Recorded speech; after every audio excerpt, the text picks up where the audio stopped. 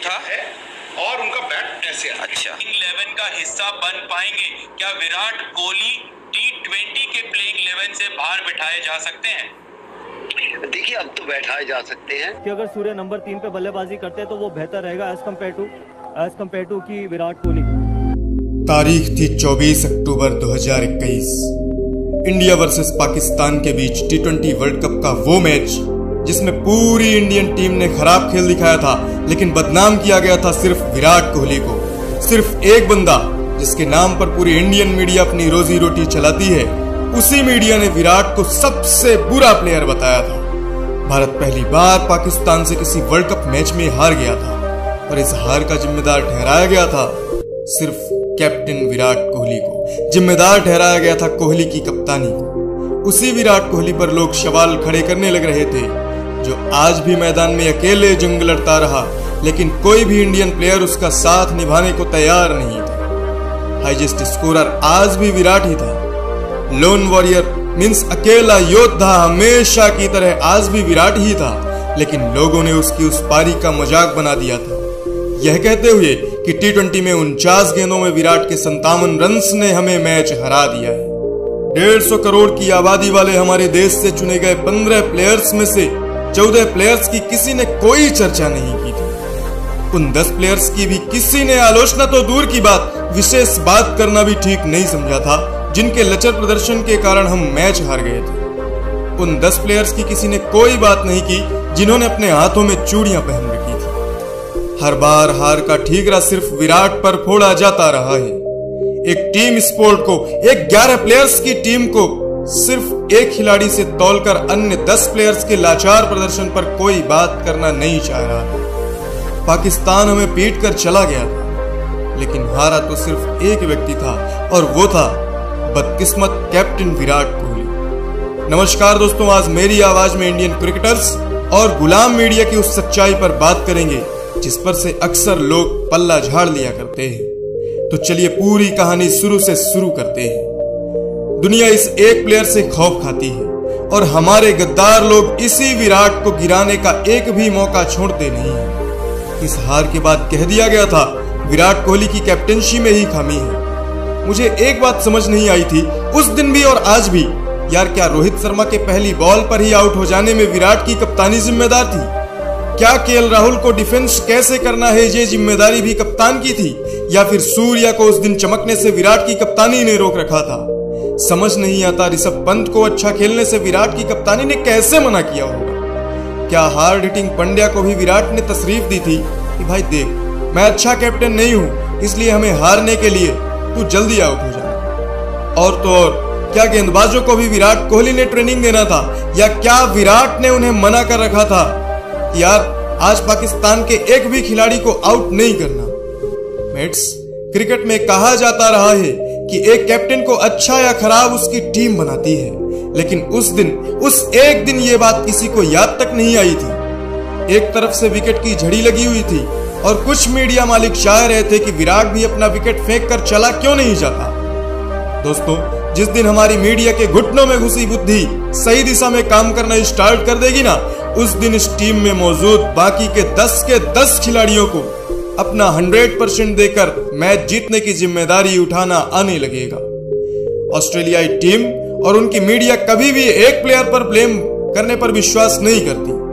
उनके लिए यदि फेल हुई है तो उनकी पूरी टीम, और चेतावनी दी जाती है उस पूरी टीम को। कुछ लोग तो यहां तक कह रहे थे कि पाकिस्तान ने विराट कोहली को 10 विकेट से हरा दिया है।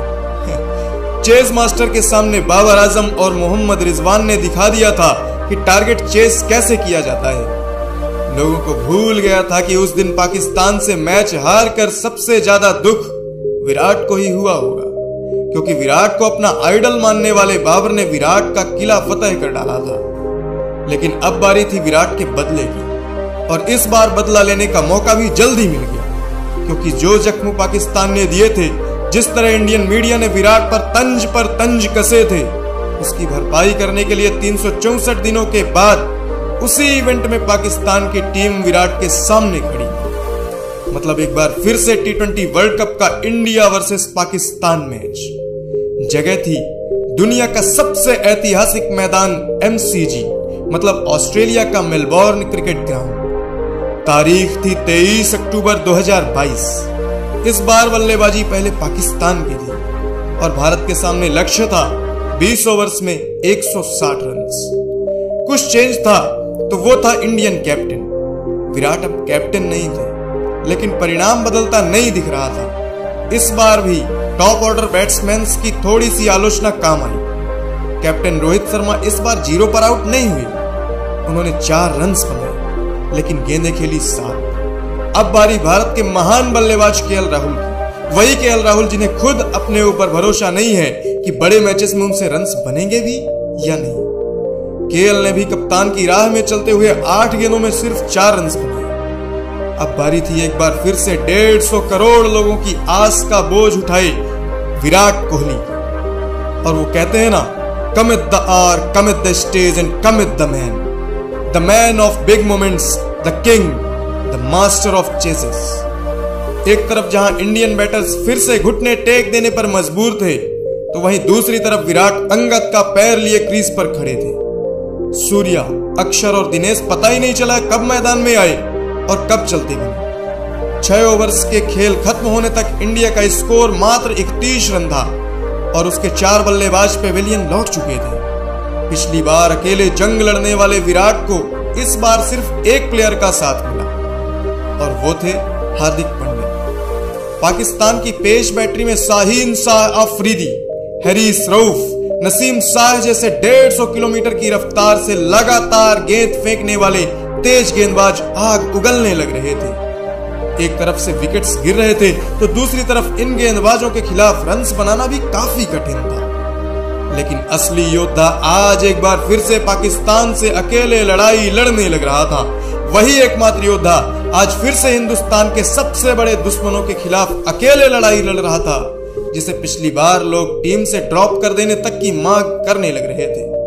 विराट कोहली बाकी के इंडियन बैटर्स की तरह सरेंडर करने को कल भी तैयार नहीं थे और इस बार भी उन्होंने पाकिस्तान के खिलाफ मोर्चा खोल रखा था।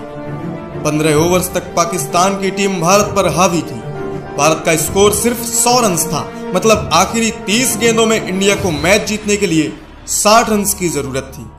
और क्रीज पर थे the chase master Virat Kohli और सेल्फ बिलीफ के मास्टर हार्दिक पांड्या। 16वां ओवर था हैरिस रऊफ का और आग उगलती गेंदों और उनकी गजब की बाउंसर्स का हार्दिक के पास कोई जवाब नहीं था। इस ओवर से आए सिर्फ 6 रन्स। मैच पाकिस्तान की झोली में जाता दिखने लग रहा था। हर डॉट गेंद के साथ भारत की उम्मीदें फीकी पड़ने लग रही थी।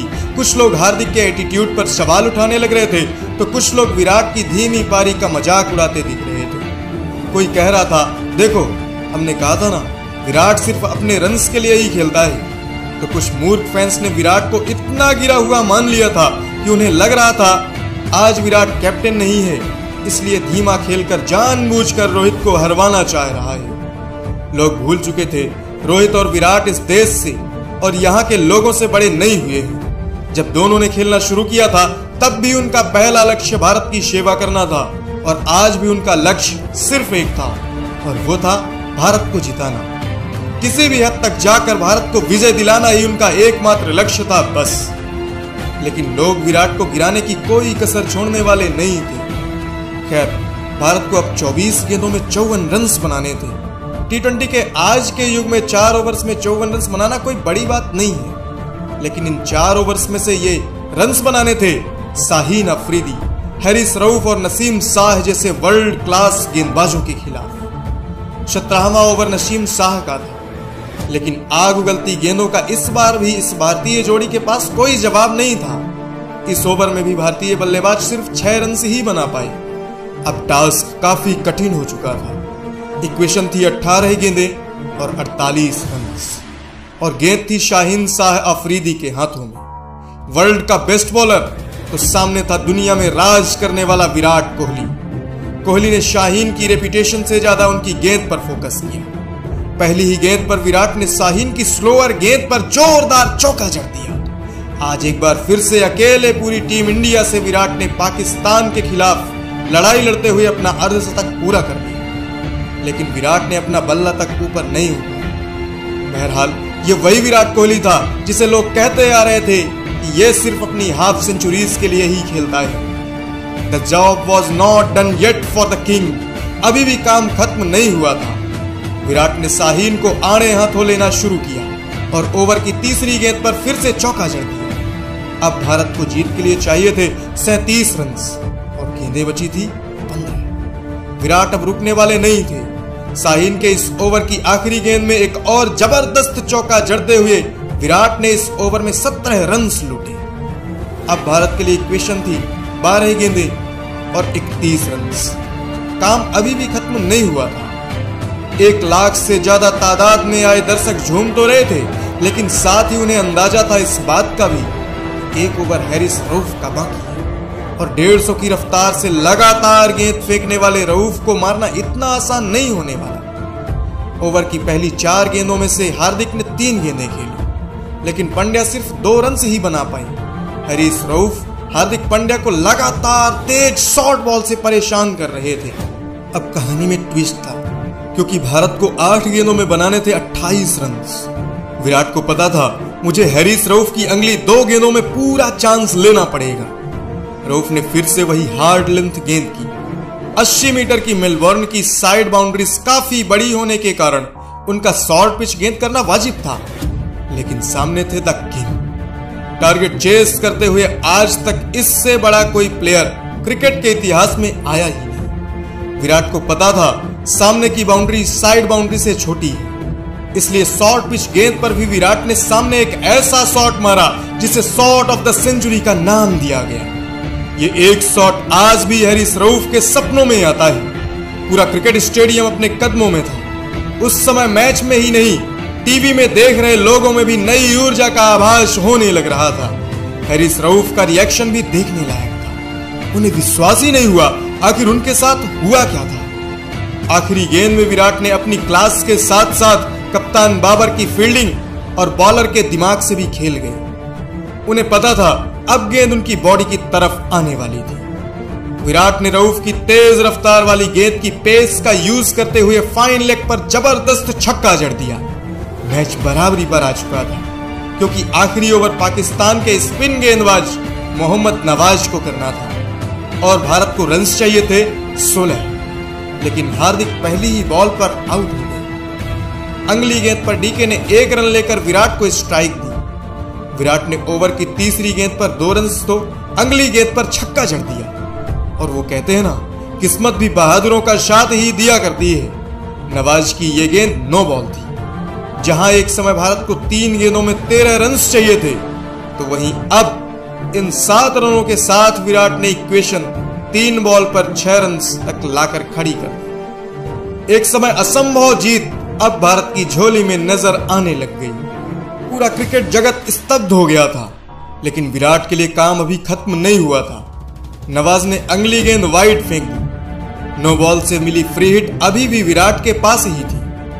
विराट ने अगली गेंद पर जोर से बल्ला घुमाया, लेकिन गेंद सीधा स्टंप्स पर जा लगी। खैर, फ्री हिट में आउट कहां दिया जा सकता है। विराट ने तेज दौड़ लगा दी और 3 रन भाग कर ही ले लिए। अब भारत को 3 गेंदों में 2 रन चाहिए थे, लेकिन डीके ना जाने क्यों इतने बड़े मैच में भी सोकर अभी तक उठ नहीं पाए थे। डीके स्टंपिंग आउट हो गए। अब आखिरी गेंद में भारत को 2 रनों की जरूरत थी और स्ट्राइक पर थे चतुर, चालाक और गेम सेंस करने में माहिर रविचंद्रन अश्विन। उन्होंने बड़ी ही चतुराई से गेंद की लाइन से हटते हुए नवाज से वह गेंद वाइड करा दी और आखिरी गेंद में लॉन्ग ऑफ के ऊपर से शानदार चौका जड़कर भारत को ऐतिहासिक और यादगार जीत दिला दी। लेकिन इस मैच का असली हीरो तो नॉन स्ट्राइक पर खड़ा था, जिसकी आंखों की नमी बता रही थी उसे मक्कार लोगों से कितनी बड़ी शिकायत थी। विराट के चेहरे पर आसानी से देखा जा सकता था उसके बुरे दौर में उसके साथ कोई था तो वो था भगवान और उसके करोड़ों समर्थक जो उसे दिल से प्यार करते। लाखों लोग इस जीत के जश्न में पहले ही दिवाली मनाने में खो गए थे और खो गए थे उसके आलोचक भी, जिन्होंने मांग की थी कि विराट को कप्तानी ही नहीं बल्कि टीम से भी ड्रॉप कर देना चाहिए। गायब हो गए थे वो लोग जिन्होंने कहा था विराट रोहित को जानबूझकर हराने की कोशिश कर रहा है, क्योंकि ये जीत तमाचा थी। जिन्होंने कहा था नंबर 3 पर सूर्या को खेलना चाहिए, जिन्होंने कहा था विराट को ड्रॉप क्यों नहीं किया जा सकता, जिन्होंने चुटकियां ली थी विराट की खराब फॉर्म पर कि अब विराट के अंदर भूख बची नहीं है वर्ल्ड में बेस्ट बनने की, जिन्होंने कहा था हमने विराट का बेस्ट देख लिया है। उन्हें विराट ने अपने इंटरव्यू में जवाब दिया कि यह मेरे करियर की बेस्ट इनिंग्स थी। दोस्तों, लोग विराट के खराब समय का मजाक बनाते रहे और विराट अपनी मेहनत के दम पर अपनी लड़ाई अकेले ही लड़ते रहे, और जीत किसकी हुई थी ये तो सबको पता है। लोगों के विराट के खिलाफ कमेंट्स आज तारीफ में बदल चुके थे। वो ये है कि ये पारी इम्पॉसिबल टाइप पारी थी। शायद उन लोगों में से मैं एक था जिसको लगता था कि T20 में अब विराट का खेल शायद नहीं चल पाएगा, बट यार आज उन्होंने पाकिस्तान को, बाबर आजम को, दोनों को बताया कि किंग एक ही है। हर किसी के स्टेटस में आज विराट कोहली की फोटो थी, और हो भी क्यों नहीं। आज हमने खोया हुआ चेस मास्टर और विंटेज विराट कोहली वापस पा लिया था। विराट के इस वीडियो पर एक लाइक तो बनता ही। कमेंट में बताइएगा कैसी लगी ये स्टोरी, और चैनल को सब्सक्राइब करके रख लीजिए इसी तरह की दमदार स्टोरीज को सुनने के लिए। जय हिंद।